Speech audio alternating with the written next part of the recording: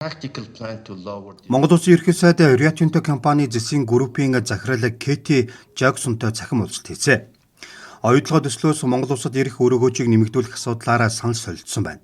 Уулзалтын үеэр ерхий сайд болон хатагтай Кэти Жаксонаар оюутлогын төслийн зээлийнхүү менежментийн төлбөрийг бууруулах чиглэлээр хоёр талын хэлцээ амжилттай үргэлжилж зарчмын тохиролцоонд хүрсэнийг тодтоглоо.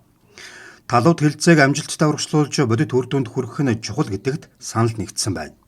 After 16 years of partnership, Оюу толгой гүний урхаан хөгжүүлэлтээ сүүлийн шатндаа орж байгаа нь 16 жилийн хамтын ажиллагаанд шинэ хуудас нээж байна.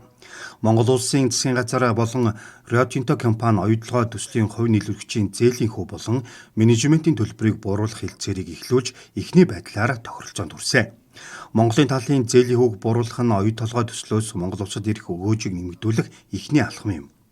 Rio Tinto компани зээлийн хүүг бууруулах чиглэлд засгийн газартай хамтран ажиллаж үр дүн гаргана гэдэгт ерөнхий сайдын хувьд итгэлтэй байна. interest rates and changing management fees.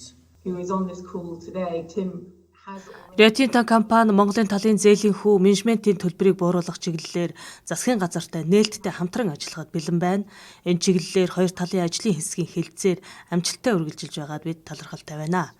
Оюу толгой төслөөс Монгол Улсад ирэх өгөөжийг нэмэгдүүлэх, компани үйл ажиллагаагаа сайжруулах, ил тод байдлыг хангах, олон улсын шилдэг туршлагуудыг нэвтрүүлэх чиглэлд та бүхний саналыг бид анхааралтай хэлэлцэж, энэ оны 12 дугаар сард тодорхой шийдвэрүүд гаргахаар ажиллаж байна.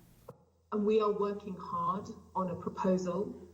Мөн ерөнхий сайдын зээлийн хүүг бууруулах асуудлыг Ontario хязгаарлалтанд хувьцат компани тусгай зөвшөөрлийн асуудлаас тусад нь авч үзэж шийдвэрлэх нь зүйтэй гэдгийг хэлжээ.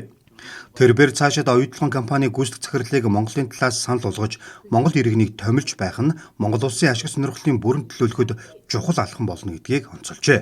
Rio Tinto компани засгийн группийн захирал Кэти Жаксон оюутлогоо төслийн Монголын талд ногдох өрөөгөөжийг нэмэгдүүлэх талаар ерөнхий сайдын төвшүүлсэн саналуудыг бодит ажил хэрэг болгохын төлөө идэвхтэй нэгт хамтран ажиллахаа илэрхийллээ.